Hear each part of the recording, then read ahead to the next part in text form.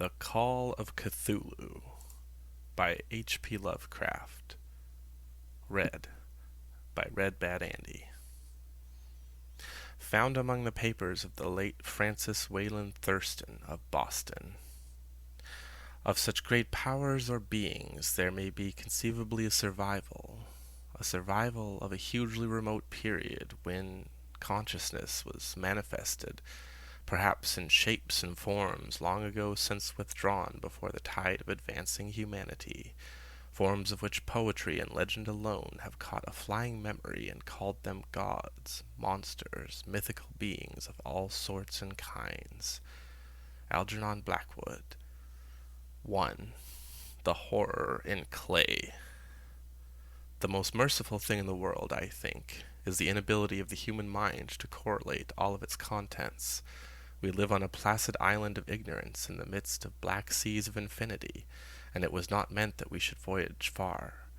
The sciences, each straining in its own direction, have hitherto harmed us little, but some day the piecing together of dissociated knowledge will open up such terrifying vistas of reality, and of our frightful position therein, that we shall either go mad from the revelation, or flee from the deadly light into the peace and safety of a new dark age. Theosophists have guessed at the awesome grandeur of the cosmic cycle, wherein our world and human race form transient incidents.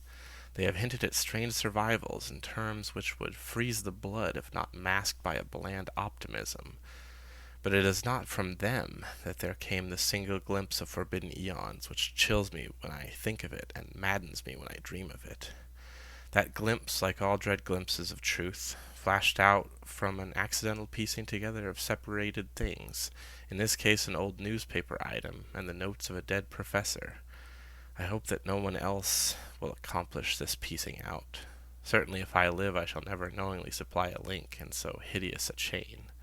I think that the professor, too, intended to keep silent regarding the part he knew, and that he would have destroyed his notes had not sudden death seized him.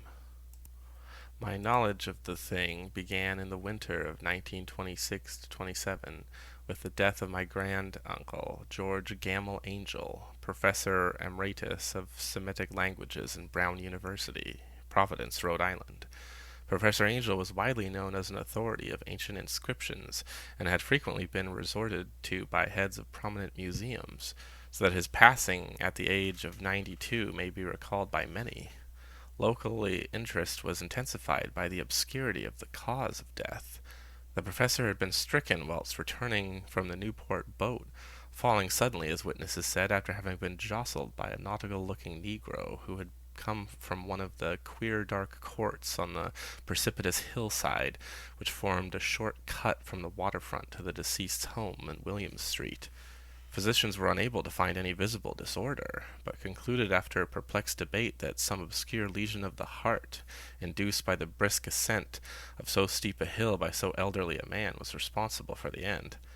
At the time I saw no reason to dissent from this dictum, but latterly I am inclined to wonder, and more than wonder. As my granduncle's heir and executor, for he died a childless widower, I was expected to go over his papers with some thoroughness, and for that purpose moved his entire set of files and boxes to my quarters in Boston. Much of the material which I correlated will be later published by the American Archaeological Society, but there was one box which I found exceedingly puzzling, and which I felt much averse from shewing to other eyes. It had been locked, and I did not find the key till it occurred to me to examine the personal ring which the professor carried always in his pocket. Then indeed I succeeded in opening it, but when I did so seemed only to be confronted by a greater and more closely locked barrier. For what could be the meaning of this queer clay bas-relief, and the disjointed jottlings, ramblings, and cuttings which I found? Had my uncle, in his latter years, become credulous of the most superficial impostures? I resolved to search out the eccentric sculptor responsible for this apparent disturbance of an old man's peace of mind. The bas-relief was a rough rectangle, less than an inch thick and about 5 by 6 inches in area, obviously of modern origin. Its designs, however, were far from modern in atmosphere and suggestion, for although the vagaries of cubism and futurism are many and wild, they do not often reproduce that cryptic regularity which lurks in prehistoric writing. and writing of some kind the bulk of these designs seemed certainly to be, though my memory, despite much familiarity with the papers and collections of my uncle, failed in any way to identify this particular species, or even to hint at its remotest affiliations. Above these apparent hieroglyphics was a figure of evidently pictorial intent, though its impressionistic execution forbade a very clear idea of its nature. It seemed to be a sort of monster, or symbol representing a monster, of a form which only a diseased fancy could conceive. If I say that my somewhat extravagant imagination yielded simultaneous pictures of an octopus, a dragon, and a human caricature, I shall not be unfaithful to the spirit of the thing.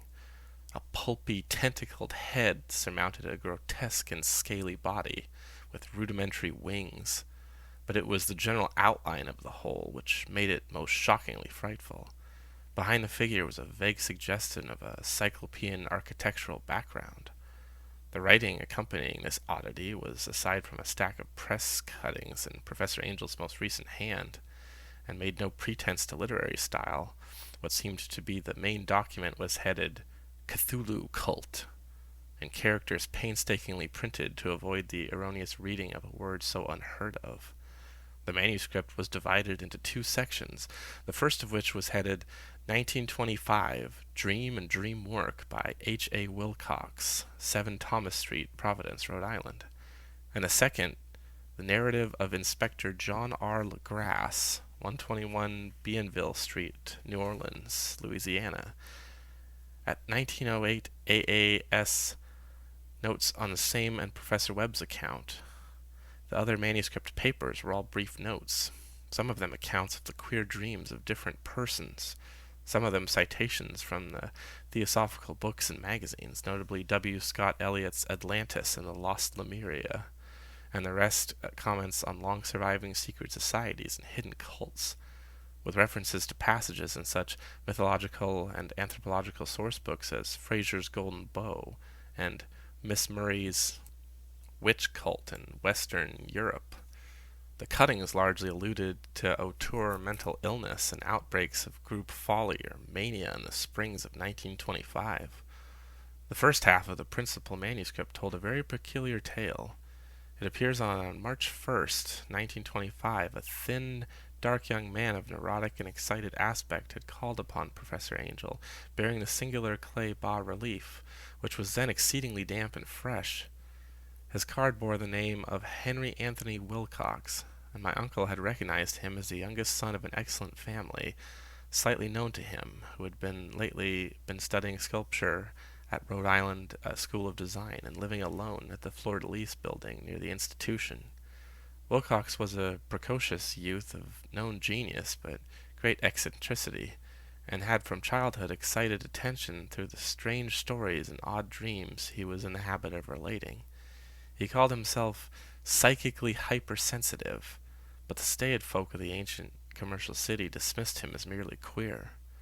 Never mingling much with his kind, he had dropped gradually from social visibility, and was now known only to a small group of aesthetics from other towns.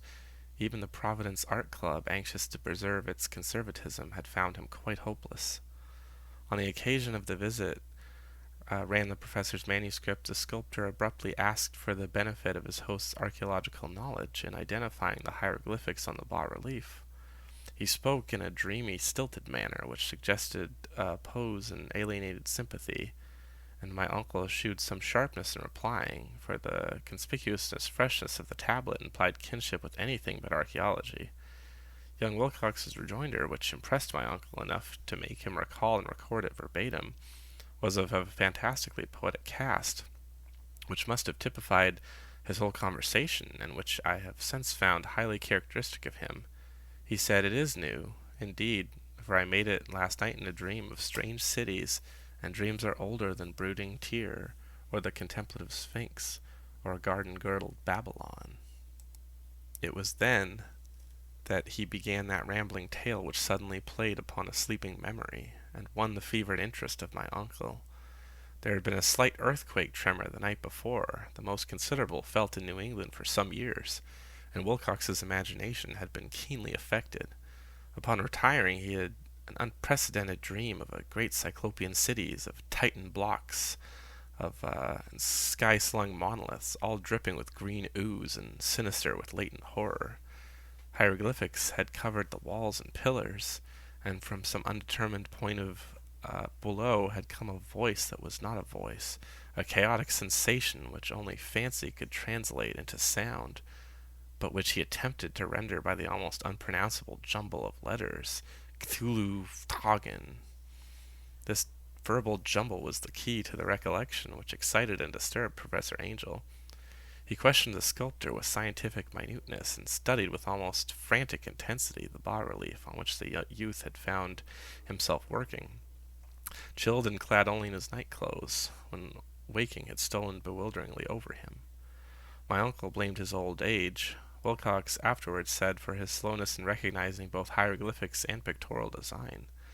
Many of his questions seemed highly out of place to his visitor, especially those which tried to connect the latter with strange cults or societies, and Wilcox could not understand the repeated promises of silence which he was offered in exchange for an admission of membership in some widespread mystical or paganly religious body. When Professor Angel became convinced that the sculptor was indeed ignorant of any cult or system of cryptic lore, he besieged his visitor with demands for future reports of dreams. This bore regular fruit, for after the first interview the manuscript records daily calls of the young man, during which he related startling fragments of nocturnal imagery whose burden was always some terrible cyclopean vista of dark and dripping stone, with a subterranean voice or intelligence shouting monotonously, and enigmatical sense impacts, uninscribable save as gibberish. The two sounds most frequently repeated are those rendered by the letters Cthulhu and Relia. On March 23rd, the manuscript continued, Wilcox failed to appear, and inquiries at his quarters revealed that he had been stricken with an obscure sort of fever and taken to the home of his family at Waterman Street. He had cried out in the night, arousing several other artists in the building, and had manifested since then only alternations of unconsciousness and delirium.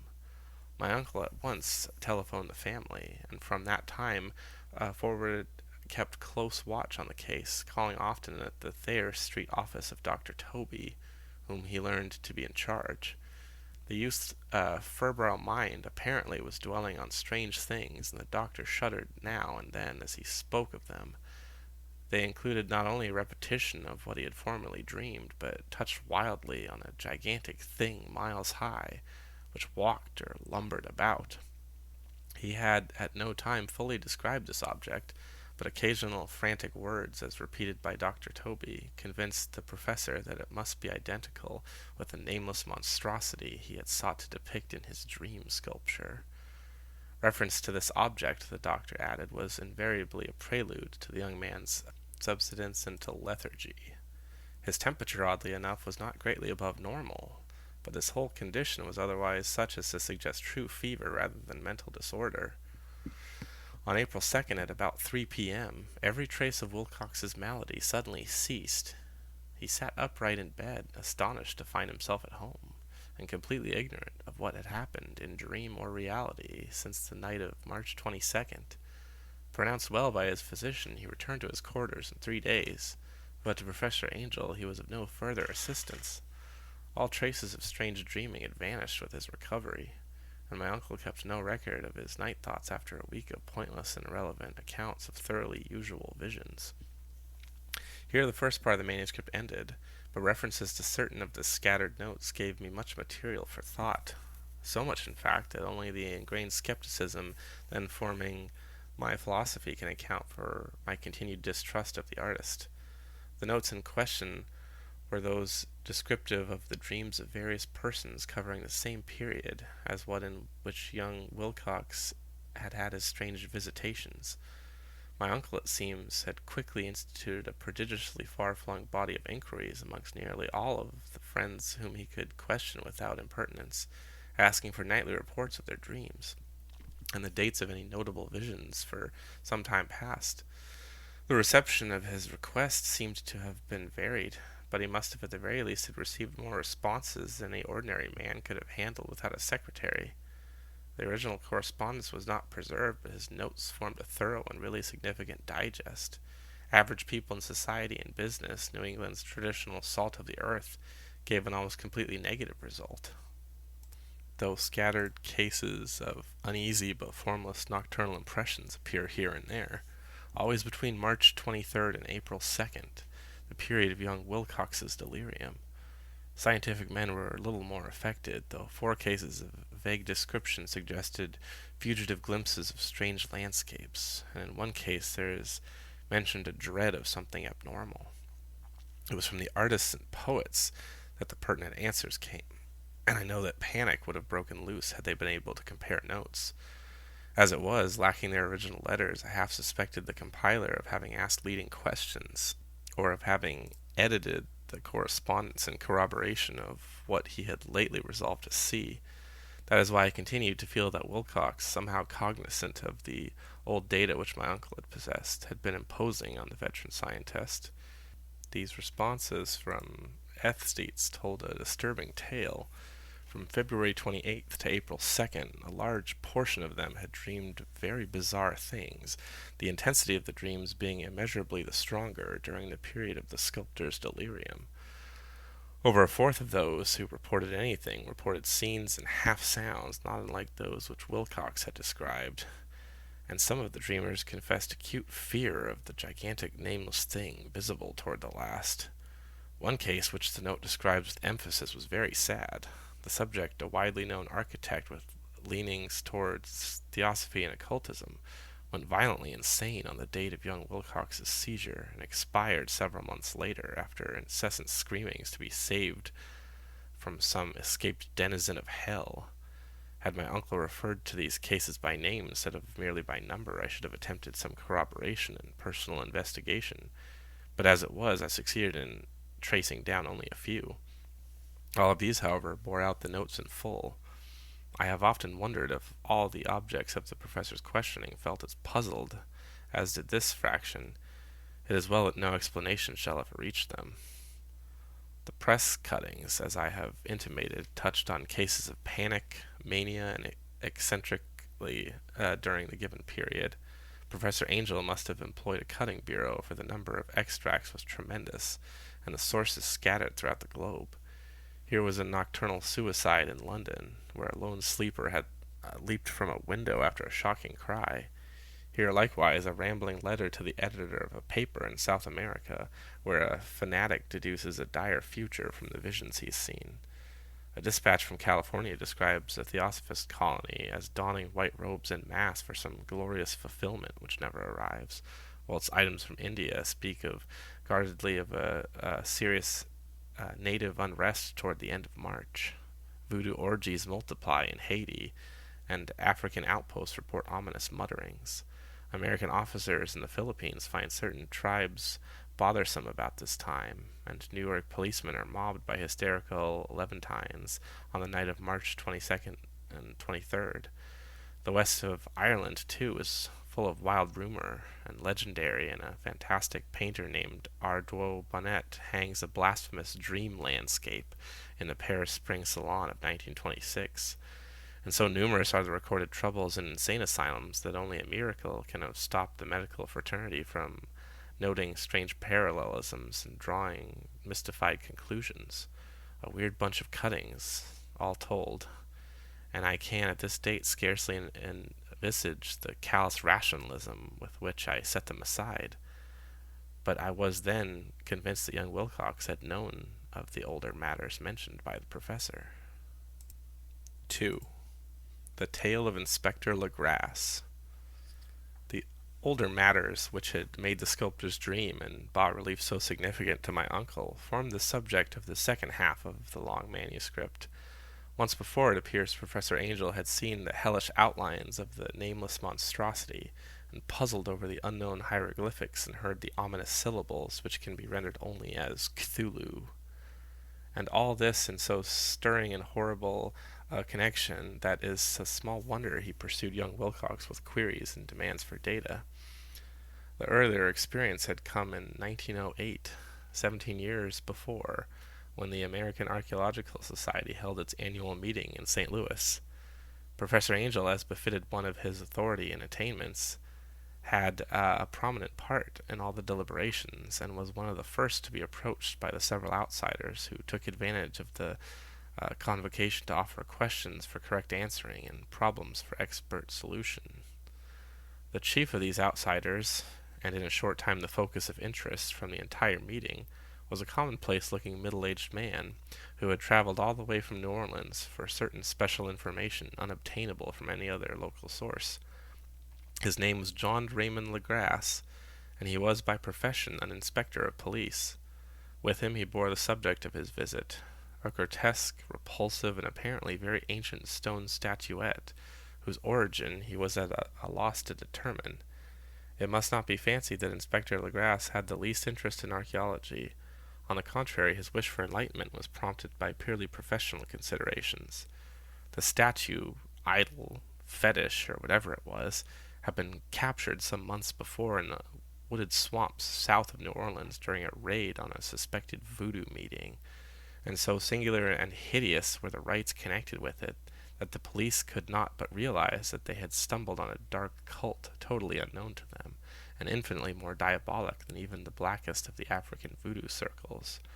Of its origin, apart from the erratic and unbelievable tales extorted from the captured members, absolutely nothing was to be discovered.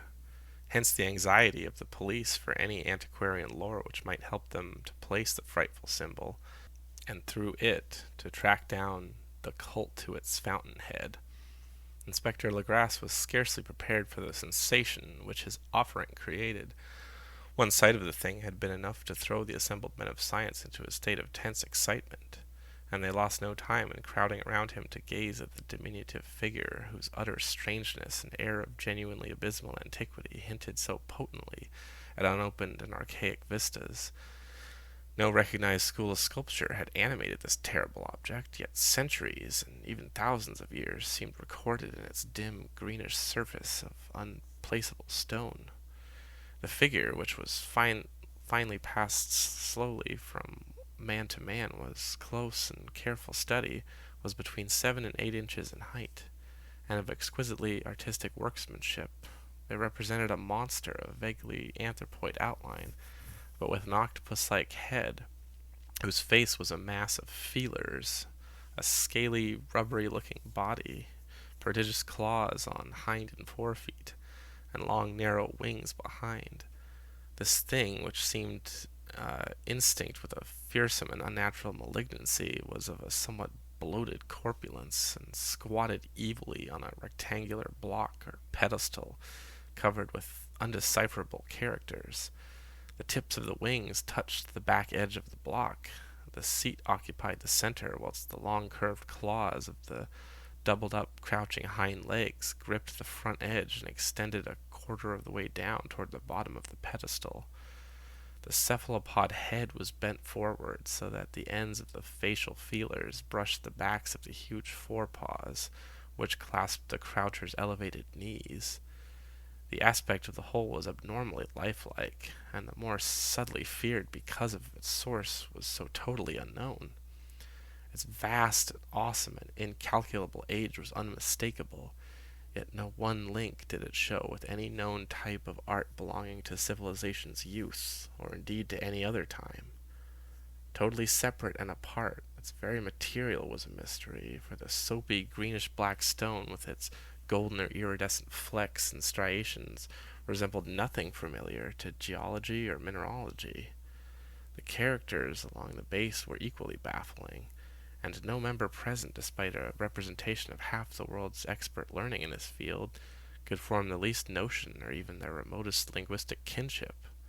They, like the subject and material, belonged to something horribly remote and distinct from mankind as we know it, something frightfully suggestive of old and unhallowed cycles of life in which our world and our conceptions have no part.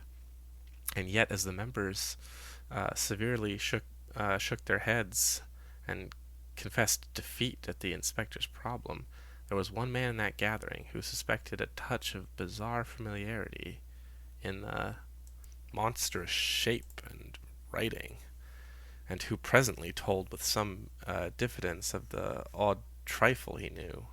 This person was the late William Channing Webb, professor of anthropology in Princeton University, and an explorer of no slight note. Professor Webb had been engaged 48 years before in a tour of Greenland and Iceland in search of some runic inscriptions which he failed to unearth, and whilst high up in the western Greenland coast had encountered a singular tribe or cult of degenerate Eskimos whose religion, a curious form of devil worship, chilled him with its deliberate bloodthirstiness and repulsiveness. It was a faith of which other Eskimo knew little, and which they mentioned only with shudders, saying that it had come down from horribly ancient eons before ever the world was made.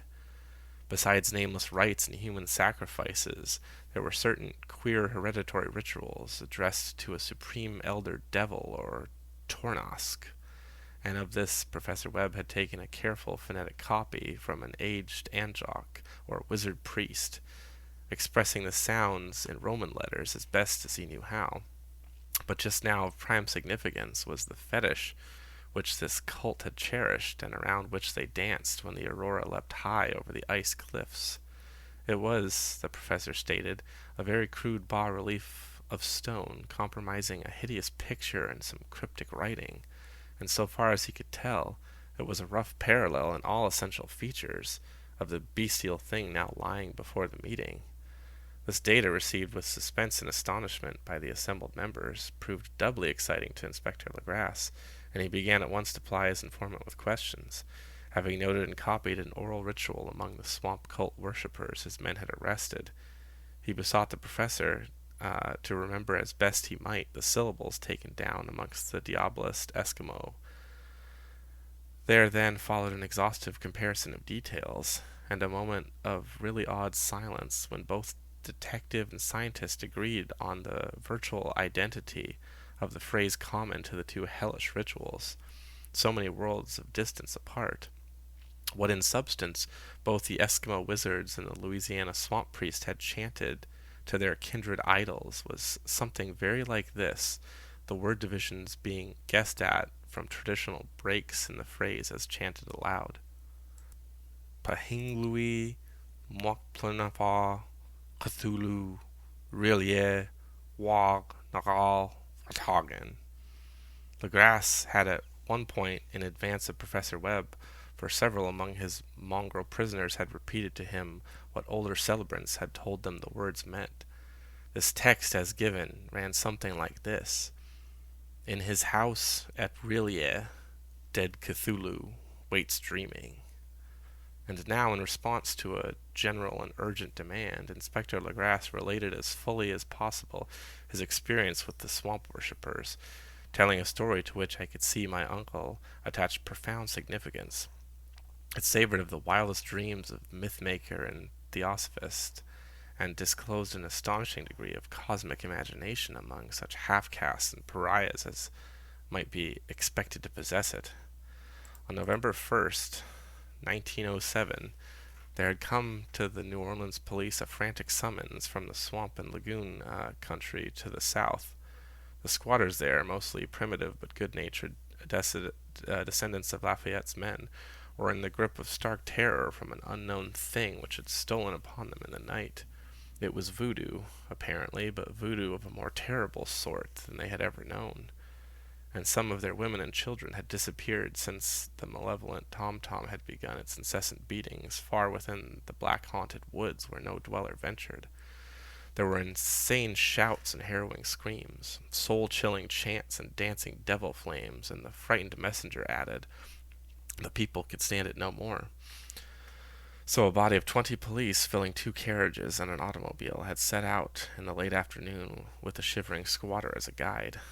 At the end of the passable road they alighted, and for miles splashed on in silence through the terrible cypress woods where day never came. Ugly roots and malignant hanging nooses of Spanish moss beset them, and now and then a pile of dank stones or fragment of a rotting wall intensified by its hint of morbid habitation, a desperation which every malformed tree and every fungus islet combined to create.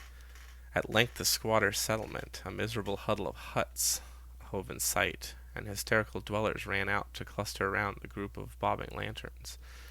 The muffled beat of tom-toms was now faintly audible far, far ahead, and a curdling shriek came at infrequent intervals when the wind shifted.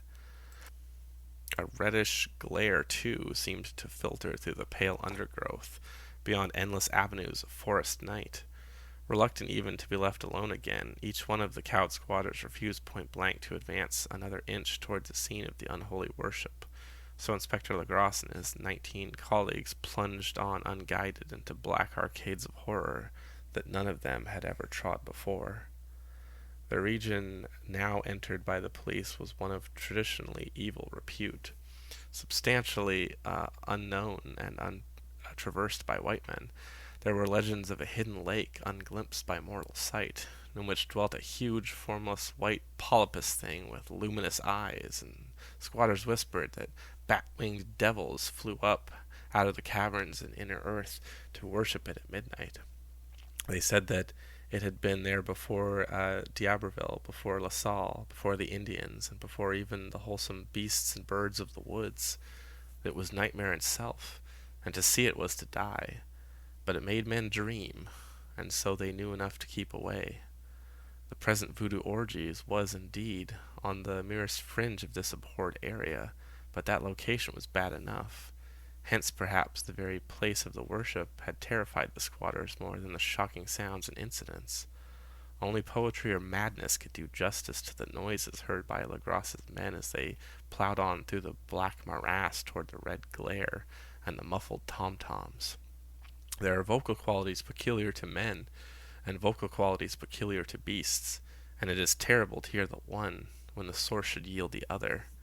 Animal fury and orgiastic license have whipped themselves to demonic heights by howls and squawking ecstasies that tore and reverberated through those nighted woods like pestilential tempests from the gulfs of hell. Now and then the less organized ululation would cease, and from what seemed a well-drilled chorus of hoarse voices would rise and sing-song chant the hideous phrase or ritual, Thingling, Mugnapa, Cthulhu, Rillier, Wog, Nagal, Vatagan. Then the men, having reached a spot where the trees were thinner, came suddenly in sight of the spectacle itself. 4 of them reeled, 1 fainted, and 2 were shaken into a frantic cry which the mad cacophony of the orgy fortunately deafened. Legras dashed swamp water on the face of the fainting man, and all stood trembling and nearly hypnotized with horror. In a natural glade of the swamp stood a grassy island of perhaps an acre's extent, clear of trees and tolerably dry. On this now leaped and twisted a more indescribable horde of human abnormality than any but a Syme or an Angarola could paint. Void of clothing, this hybrid spawn were braying, bellowing, and writhing about a monstrous ring-shaped bonfire, in the center of which, revealed by occasional rifts in the curtain of flame, stood a great granite monolith some 8 feet in height, on top of which, incongruous with its diminutiveness, rested the noxious carven statue. From a wide circle 10 scaffolds set up at regular intervals, with the flame-girt monolith as a center, hung head downward the oddly marred bodies of the helpless squatters who had disappeared. It was inside this circle that the ring of worshippers jumped and roared, the general direction of the mass motion being from left to right in an endless bacchanal between the ring of bodies and the ring of fire. It may have been only imagination, and it may have been only echoes which induced one of the men, an excitable Spaniard, to fancy he heard antiphonal responses to the ritual from some far and unillumined spot deeper within the wood of ancient legendary and horror. This man, Joseph D. Galvez, I later met and questioned, and he proved distractingly imaginative. He indeed went so far as to hint of the faint beatings of great wings, and of a glimpse of shining eyes, and a mountainous white bulk beyond the remotest trees. But I suppose he had been hearing too much native superstition. Actually, the horrified pause of the men was of a comparatively brief duration. duty came first, and although there must have been nearly 100 mongrel celebrants in the throng, the police relied on their firearms and plunged determinedly into the nauseous rout. For 5 minutes, the resultant din and chaos were beyond description. Wild blows were struck, shots were fired, and escapes were made. But in the end, Legrasse was able to count some 47 sullen prisoners, whom he forced to dress in haste and fall in line between 2 rows of policemen. 5 of the worshippers lay dead, and 2 severely wounded ones were carried away on improvised stretchers by their fellow prisoners. The image on the monolith, of course, was carefully removed and carried back by Legrasse. Examined at headquarters after a trip of intense strain and weariness, the prisoners all proved to be men of a very low, mixed-blooded and mentally aberrant type. Most were seamen, and a sprinkling of Negroes and mulattoes, largely West Indians of Brava Portuguese from the Cape Verde Islands, gave a coloring of voodooism to their heterogeneous cult. But before many questions were asked, it became manifest that there was something far deeper and older than Negro fetishism was involved. Degraded and ignorant as they were, the creatures held with surprising consistency to the central idea of their loathsome faith. They worshipped, so they said, the great old ones, who lived ages before there were any men, and who came to the young world out of the sky. Those old ones were gone now, inside the earth and under the sea, but their dead bodies had told their secrets in dreams to the first men, who formed a cult which had never died. This was that cult, and the prisoners said it had always existed and always would exist, hidden in distant wastes and dark places all over the world until the time when the great priest Cthulhu, from his dark house in the mighty city of R'lyeh under the waters, should rise and bring the earth again beneath his sway. Some day he would call when the stars were ready, and the secret cult would always be waiting to liberate him. Meanwhile, no more must be told. There was a secret which even torture could not extract. Mankind was not absolutely alone among the conscious things of earth, for shape came out of the dark to visit the faithful few. But these were not the great old ones. No man had ever seen the old ones. The carven idol was great Cthulhu, but none might say whether or not the others were precisely like him. No one could read the old writing now, but things were told by word of mouth. The chanted ritual was not the secret. That was never spoken aloud, only whispered. The chant meant only this: in his house at R'lyeh, dead Cthulhu waits dreaming. Only 2 of the prisoners were found sane enough to be hanged, and the rest were committed to various institutions. All denied a part in the ritual murders, and averred that the killing had been done by black-winged ones which had come to them from their immemorial meeting place in the haunted wood. But of those mysterious allies no coherent account could ever be gained. What the police did extract came mainly from an immensely aged mestizo named Castro, who claimed to have sailed to strange ports and talked with the undying leaders of the cult in the mountains of China. Old Castro remembered bits of hideous legend that appalled the speculations of theosophists and made men and the world seem recent and transient indeed. There had been eons when other things ruled the earth, and they had had great cities. Remains of them, he said, the deathless Chinaman had told him, were still to be found as cyclopean stones on islands in the Pacific. They all died vast epochs of time before men came, but there were arts which could revive them when the stars had come round again to the right positions in the cycle of eternity. They had indeed come themselves from the stars and brought their images with them. These great old ones, Castro continued, were not composed altogether of flesh and blood. They had shape, for did not their star-fashioned image prove it? But that shape was not made of matter. When the stars were right, they could plunge from world to world through the sky. But when the stars were wrong, they could not live. But although they no longer lived, they would never really die. They all lay in stone houses in their great city of R'lyeh, preserved by the spells of mighty Cthulhu, for a glorious resurrection when the stars and the earth might once again be ready for them. But at that time some force from outside must serve to liberate their bodies. The spells that preserved them and tact likewise prevented them from making an initial move, and they could only lie awake in the dark and think whilst uncounted millions of years rolled by. They knew all that was occurring in the universe, but their mode of speech was transmitted thought. Even now, they talked in their tombs, when after infinities of chaos the first men came. The great old ones spoke to the sensitive among them by molding their dreams, for only thus could their language reach the fleshy minds of mammals. Then, whispered Castro, those first men formed a cult around small idols which the great ones showed them, idols brought in dim eras from dark stars. That cult would never die till the stars came right again, and the secret priests would take great Cthulhu from his tomb to revive his subjects and resume his rule of earth.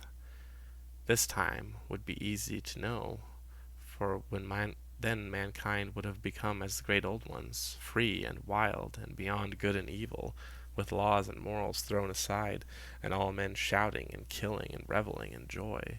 Then the liberated old ones would teach them new ways to shout and kill and revel and enjoy themselves, and all the earth would flame with a holocaust of ecstasy and freedom. Meanwhile the cult, by appropriate rites, must keep alive the memory of those ancient ways, and shadow forth the prophecy of their return. In the elder time, chosen men had talked with the entombed old ones in dreams, but then something had happened.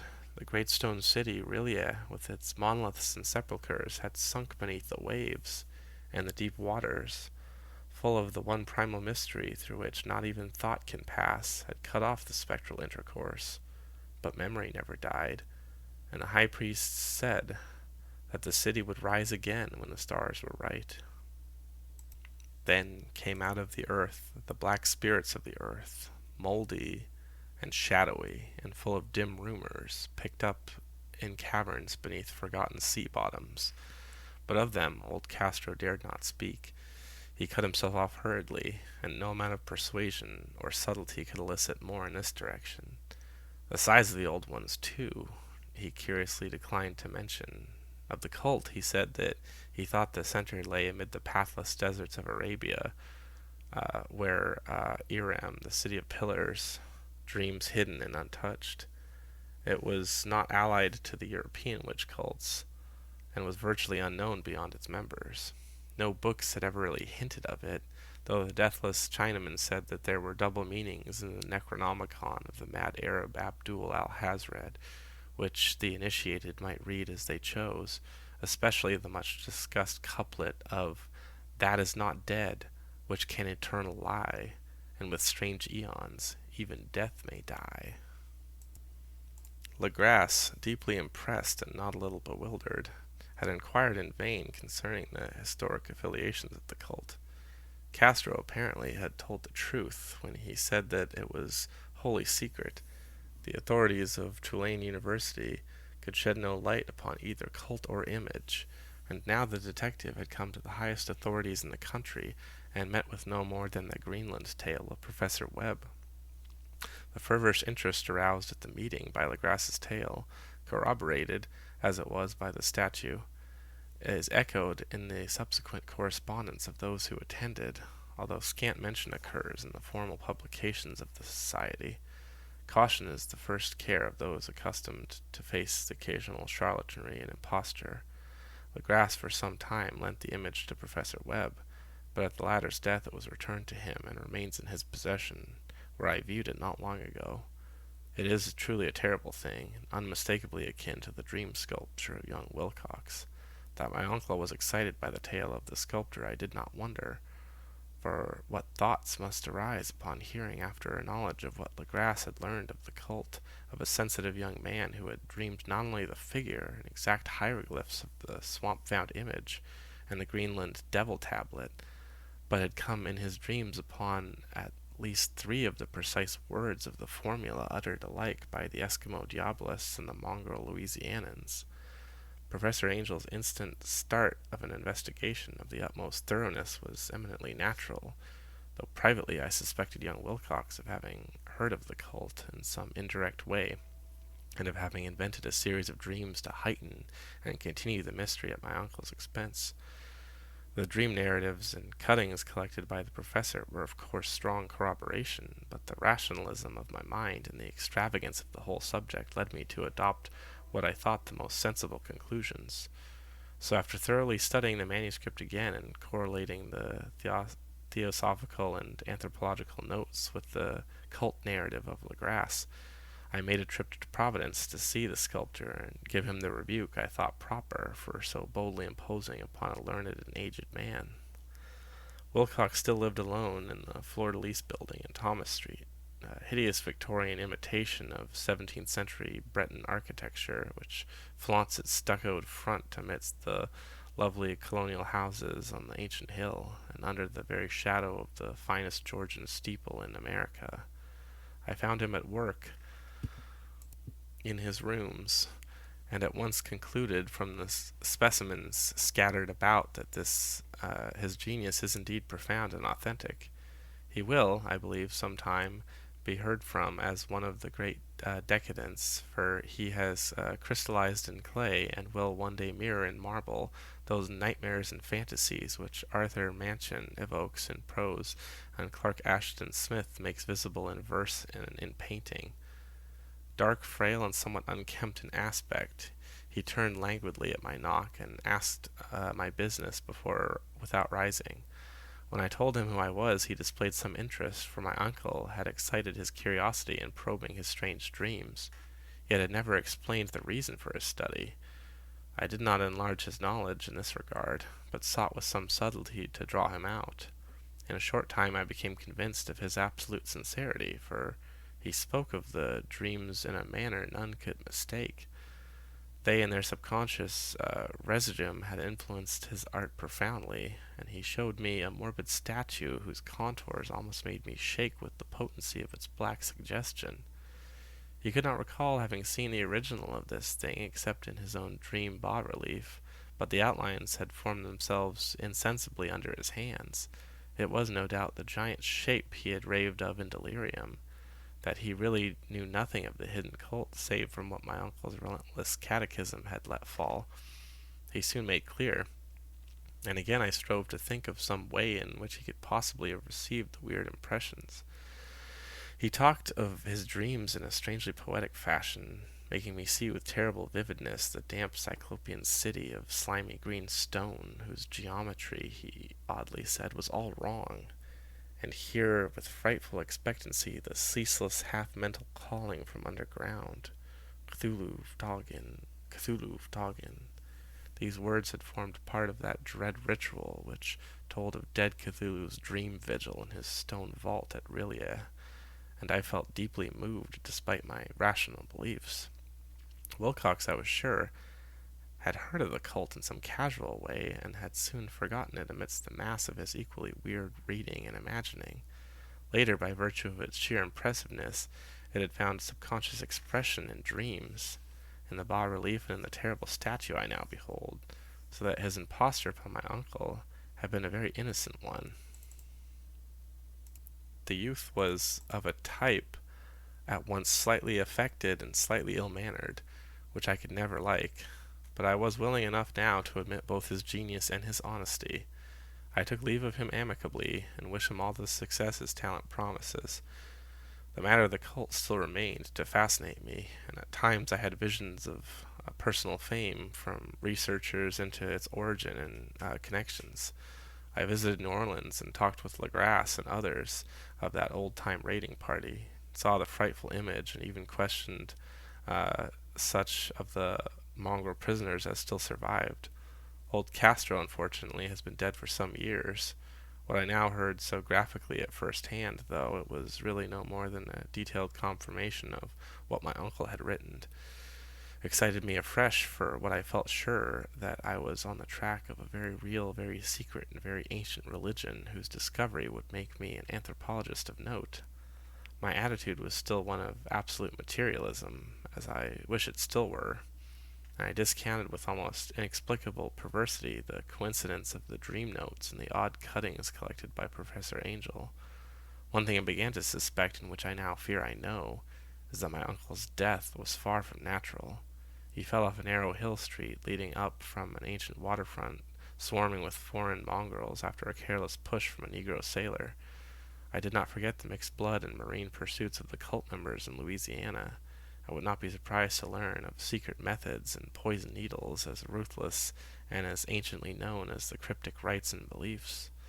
Legrasse and his men, it is true, have been let alone, but in Norway a certain seaman who saw things is dead. Might not the deeper inquiries of my uncle, after encountering the sculptor's data, have come to sinister ears? I think Professor Angel died because he knew too much, or because he was likely to learn too much. Whether I shall go as he did remains to be seen, for I have learned much now. 3. The Madness from the Sea.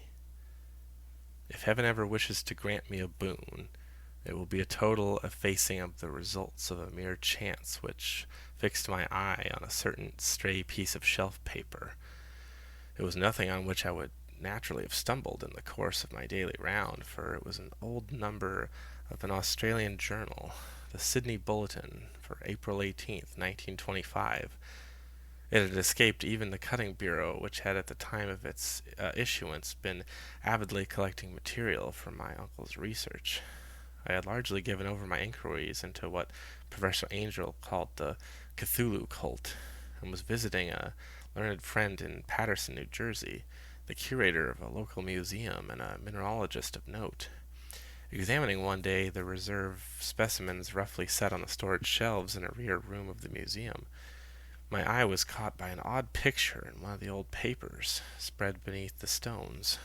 It was the Sydney Bulletin I have mentioned, for which my friend has wide affiliations in all conceivable foreign parts, and the picture was a half-tone cut of a hideous stone image almost identical with that which Legrasse had found in the swamp. Eagerly clearing the sheet of its precious contents, I scanned the item in detail and was disappointed to find it of only moderate length. What it suggested, however, was of a portentous significance to my flagging quest, and I carefully tore it out for immediate action. It read as follows: Mystery derelict found at sea. Vigilant arrives with helpless armed New Zealand yacht in tow. One survivor and dead man found aboard. Tale of desperate battle and deaths at sea. Rescued seaman refuses particulars of strange experience. Odd idol found in his possession. Inquiry to follow. The Morrison Company's freighter Vigilant, bound from Valparaiso, arrived this morning at its wharf in Darling Harbor, having in tow the battled and disabled but heavily armed steam yacht Alert of Dunedin, New Zealand, which was sighted April 12th in south latitude 34 degrees 21, west longitude 152 degrees 17, with one living and one dead man aboard. The Vigilant left Valparaiso March 25th, and on April 2nd was driven considerably south of her course by exceptionally heavy storms and monster waves.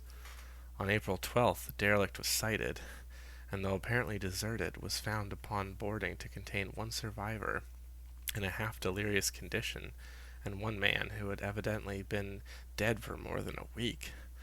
The living man was clutching a horrible stone idol of unknown origin, about a foot in height, regarding whose nature authorities at Sydney University, the Royal Society, and the Museum in College Street all profess complete bafflement, and which the survivor says he found in the cabin of the yacht, in a small carved shrine of common pattern. This man, after recovering his senses, told an exceedingly strange story of piracy and slaughter. He is Gustav Johansen, a Norwegian of some intelligence, and had been second mate of the two-masted schooner Emma of Auckland, which sailed for Callao February 20th with a complement of 11 men. The Emma, he says, was delayed and thrown widely south of her course by a great storm of March 1st, and on March 22nd, in south latitude 49 degrees 51, west longitude 128 degrees 34, encountered the Alert.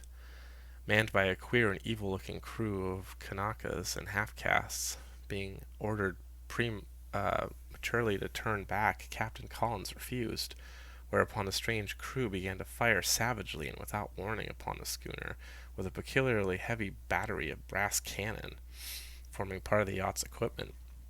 The Emma's men showed fight, says the survivor, and though the schooner began to sink from shots beneath the waterline, they managed to heave alongside their enemy and board her, grappling with the savage crew on the yacht's deck, and being forced to kill them all, the number being slightly superior because of their particularly abhorrent and desperate, though rather clumsy mode of fighting.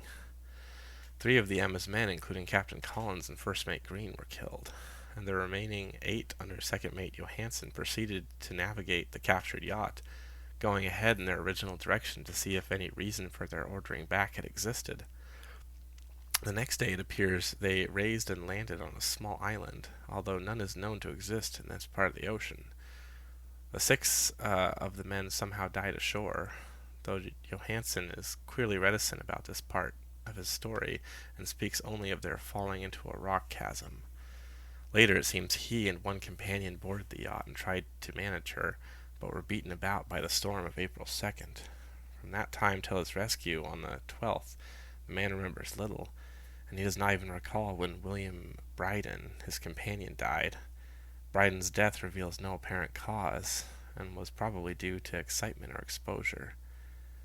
Cable advices from Dundane report that the Alert was well known there as an island trader and bore an evil reputation along the waterfront. It was owned by a curious group of half-castes whose frequent meetings and night trips to the woods attracted no little curiosity, and it had set sail in great haste just after the storm and earth tremors of March 1st. Our Auckland correspondent gives the Emma and her crew an excellent reputation, and Johansen is described as a sober and worthy man. The Admiralty will institute an inquiry on the whole matter beginning tomorrow, at which every effort will be made to induce Johansen to speak more freely than he has done hitherto. This was all, together with a picture of the hellish image, but what a train of ideas it started in my mind. Here were new treasures of data on the Cthulhu cult, and evidence that it had strained interests at sea as well as on land. What motive prompted the hybrid crew to order back the Emma as they sailed about with their hideous idol? What was the unknown island on which 6 of the Emma's crew had died, and about which the mate Johansen was so secretive? What had the Vice Admiralty's investigation brought out, and what was known of the noxious cult in Dundane? And most marvelous of all, what deep and more than natural linkage of dates was this which gave a malign and now undeniable significance to the various turns of events so carefully noted by my uncle?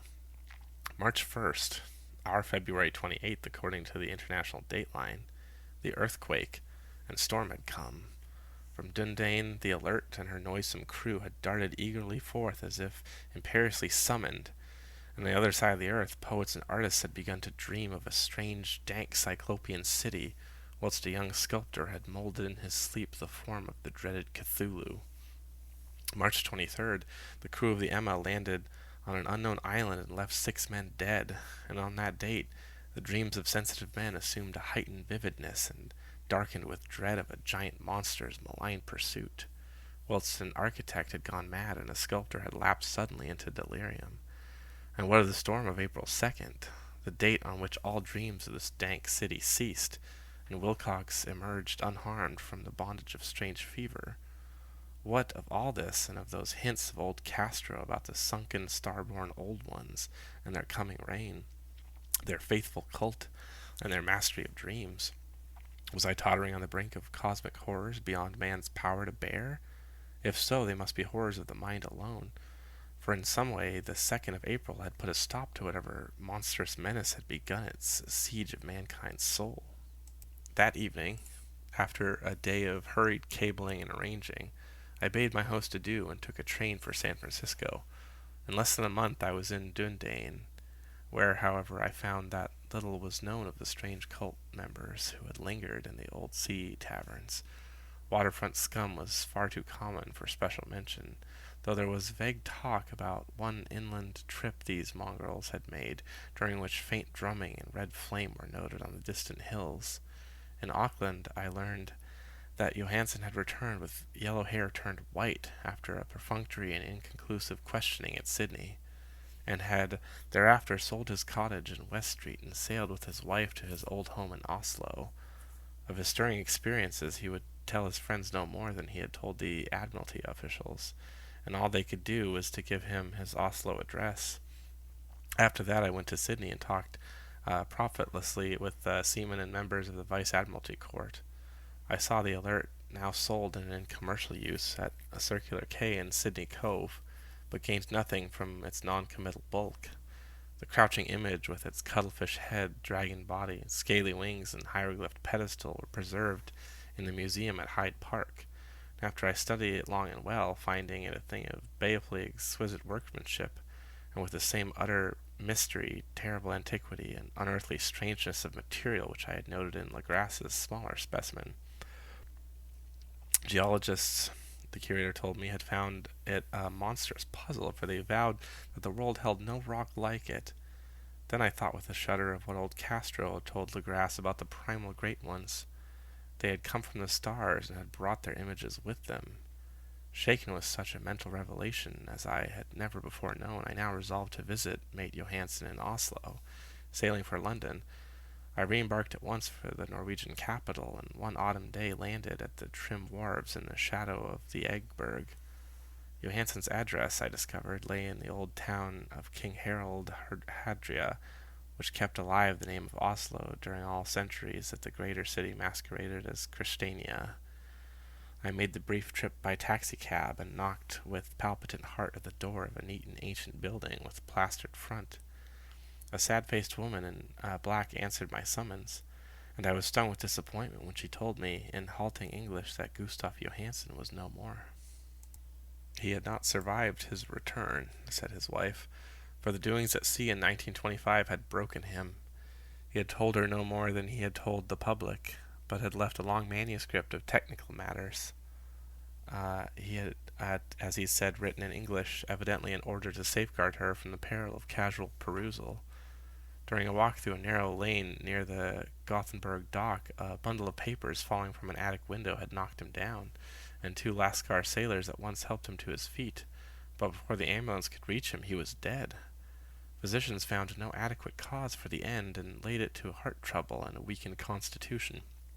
I now felt gnawing at my vitals that dark terror which will never leave me until I too am at rest, accidentally or otherwise.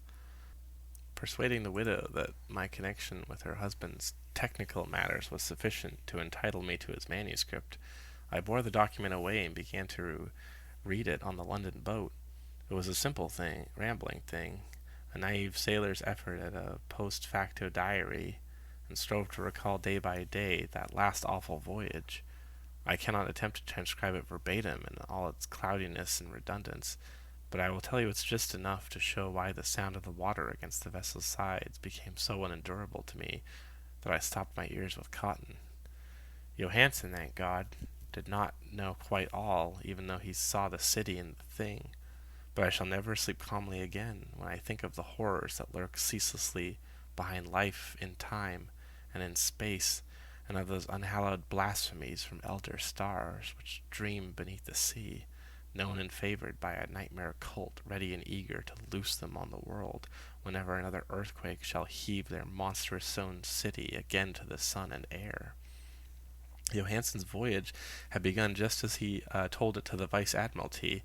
The Emma, in ballast, had cleared Auckland on February 20th, and had felt the full force of the earthquake-born tempest which must have heaved up from the sea bottom the horrors that filled men's dreams.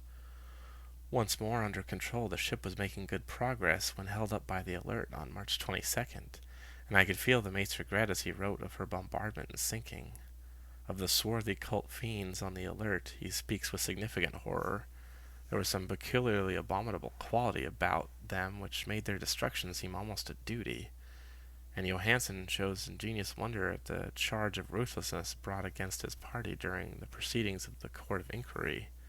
Then, driven ahead by curiosity in their captured yacht under Johansen's command, the men sight a great stone pillar sticking out of the sea in south latitude 47 degrees 9, west longitude 126 degrees 43, come upon a coastline of mingled mud, ooze, and weedy cyclopean masonry, which can be nothing less than the tangible substance of Earth's supreme terror, that nightmare corpse city of R'lyeh, that was built in measureless eons behind history by the vast loathsome shapes that seeped down from the dark stars.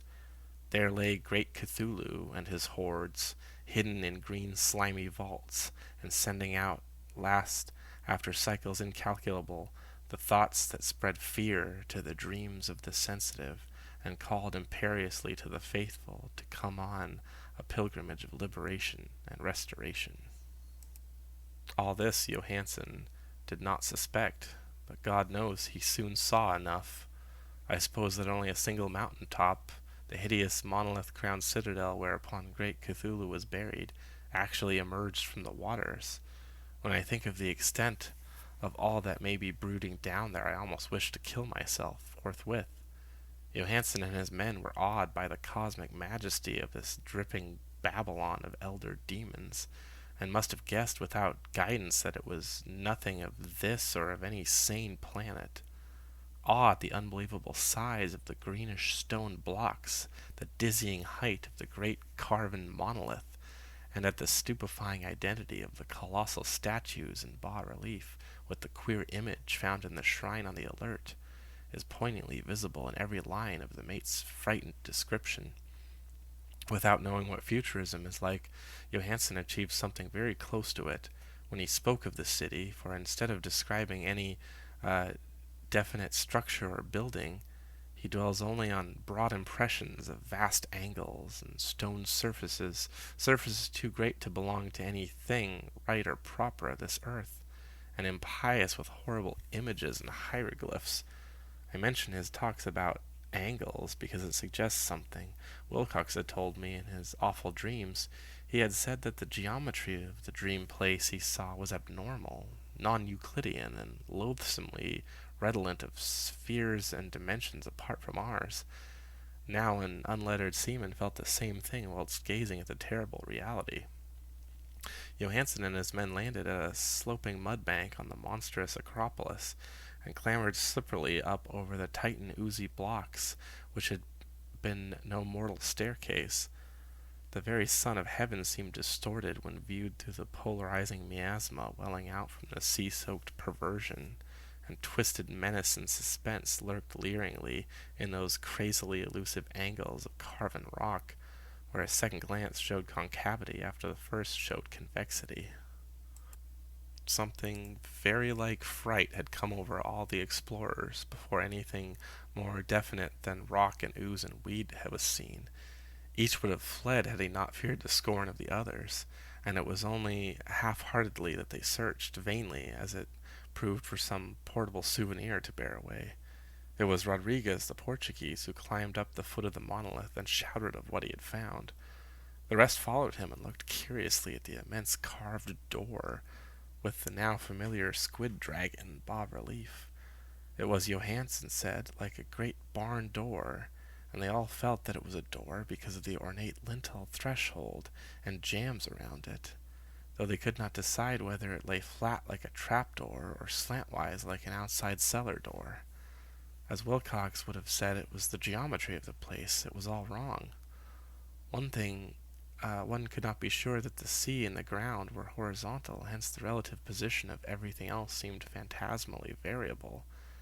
Brynden pushed at the stone in several places without result.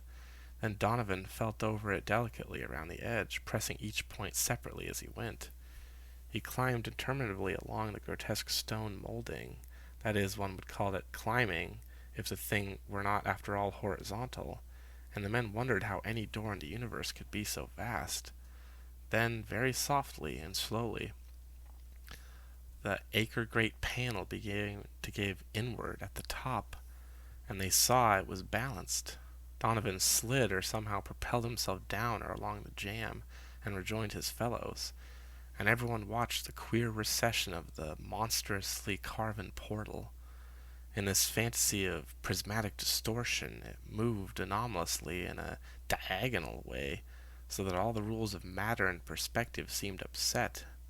The aperture was black, with a darkness almost material. That tenebrous was indeed a positive quality, for it obscured such parts of the inner walls as ought to have been revealed, and actually burst forth like smoke from its eon-long imprisonment, visibly darkening the sun as it slunk away into the shrunken and gibbous sky on flapping membranous wings. The odor arising from the newly opened depths was intolerable, and at length the quick-eared Hawkins thought he heard a nasty, slopping sound down there. Everyone was listening, and everyone was listening still when it lumbered slobberingly into sight and gropingly squeezed its gelatinous green immensity through the black doorway into the tainted outside air of that poisoned city of madness. Poor Johansen's handwriting almost gave out when he wrote of this. Of the 6 men who never reached the ship, he thinks 2 perished from pure fright in that accursed instant. The thing cannot be described. There is no language for such abysms of shrieking and immemorial lunacy, such eldritch contradictions of all matter, force, and cosmic order. A mountain walked, or stumbled. God, what wonder that across the earth a great architect went mad, and poor Wilcox raved with fear in that telepathic instant. The thing of the idols, the green, sticky spawn of the stars, had awakened to claim this own. The stars were right again, and what an age-old cult had failed to do by design, a band of innocent sailors had done by accident. After vigintillions of years, great Cthulhu was loose again, and ravening for delight. 3 men were swept up by the flabby claws before anybody turned. God rest them, if there be any rest in the universe. They were Donovan, Guerrera, and Angstrom. Parker slipped as the other 3 were plunging frenziedly over endless vistas of green-crusted rock to the boat, and Johansen swears he was swallowed up by an angle of masonry which shouldn't have been there, an angle which was acute, but behaved as if it were obtuse. So only Bryden and Johansen reached the boat and pulled desperately for the Alert, as the mountainous monstrosity flopped down the slimy stones and hesitated, floundering at the edge of the water. Steam had not been suffered to go down entirely, despite the departure of all the hands for the shore, and it was the work of only a few moments of feverish rushing up and down between wheel and engines to get the Alert under way. Slowly, amidst the distorted horrors of that indescribable scene, she began to churn the lethal waters, whilst on the masonry of that charnel shore that was not of earth, the Titan thing from the stars slavered and gibbered like Polypheme cursing the fleeing ships of Odysseus. Then, bolder than the storied Cyclops, great Cthulhu slid greasily into the water and began to pursue with vast wave-raising strokes of cosmic potency. Bryden looked back and went mad, laughing shrilly as he kept on laughing at intervals, till death found him one night in his cabin, whilst Johansen was wandering deliriously. But Johansen had not given out yet. Knowing that the thing could surely overtake the Alert until steam was fully up, he resolved on a desperate chance, and setting the engine for full speed, ran lightning-like on deck and reversed the wheel. There was a mighty eddying and foaming in the noisome brine, and as the steam mounted higher and higher, the brave Norwegian drove his vessel head-on against the pursuing jelly which rose above the unclean froth like the stern of a demon galleon. The awful squid head, with writhing feelers, came nearly up to the bowsprit of the sturdy yacht, but Johansen drove on relentlessly. There was a bursting as of an exploding bladder, and a slushy nastiness as of a cloven sunfish, a stench as of 1,000 open graves, and a sound that the chronicler could not put on paper. For an instant the ship was befouled by an acrid and blinding green cloud, and then there was only a venomous seething astern, where, God in heaven, the scattered plasticity of that nameless sky spawn was nebulously recombining in its hateful original form, whilst its distance widened every second as the Alert gained impetus from its mounting steam. That was all. After that Johansen only brooded over the idol in the cabin, and attended to a few matters of food for himself and the laughing maniac by his side. He did not try to navigate after the first bold flight, for the reaction had taken something out of his very soul. Then came the storm of April 2nd, and a gathering of the clouds about his consciousness. There is a sense of spectral whirling through liquid gulfs of infinity, of dizzying rides through reeling universes on a comet's tail, and of hysterical plunges from the pit to the moon, and from the moon back again to the pit, all livened by a cactidating chorus of the distorted, hilarious elder gods, and the green bat-winged mocking imps of Tartarus. Out of that dream came rescue, the Vigilant, the Vice-Admiralty Court, the streets of Dundane, and the long voyage back home to the old house by the Eggberg. He could not tell. They would think him mad. He would write of what he knew before death came, but his wife must not guess. Death would be a boon, if only it could blot out the memories. That was the document, I read, and now I have placed it in the tin box besides the bas-relief and the papers of Professor Angel. With it shall go this record of mine, this test of my own sanity, wherein is pieced together that which I hope may never be pieced together again. I have looked upon all that the universe has to hold of horror, and even the skies of spring and the flowers of summer must ever afterward be poison to me. But I do not think my life will be long. As my uncle went, as poor Johansen went, so I shall go. I know too much, and the cult still lives. Cthulhu still lives too, I suppose, again in that chasm of stone which has shielded him since the sun was young. His accursed city is sunken once more, for the Vigilant sailed over the spot after the April storm, but his ministers on earth still below prance and slay around the idol-capped monoliths in lonely places. He must have been trapped by the sinking whilst within his black abyss, or else the world would by now be screaming with fright and frenzy. Who knows the end? What has risen may sink, and what has sunk may rise. Loathsomeness waits and dreams in the deep, and decay spreads over the tottering cities of men. A time will come, but I must not and cannot think. Let me pray that if I do not survive this manuscript, my executors may put caution before audacity, and see that it meets no other eye.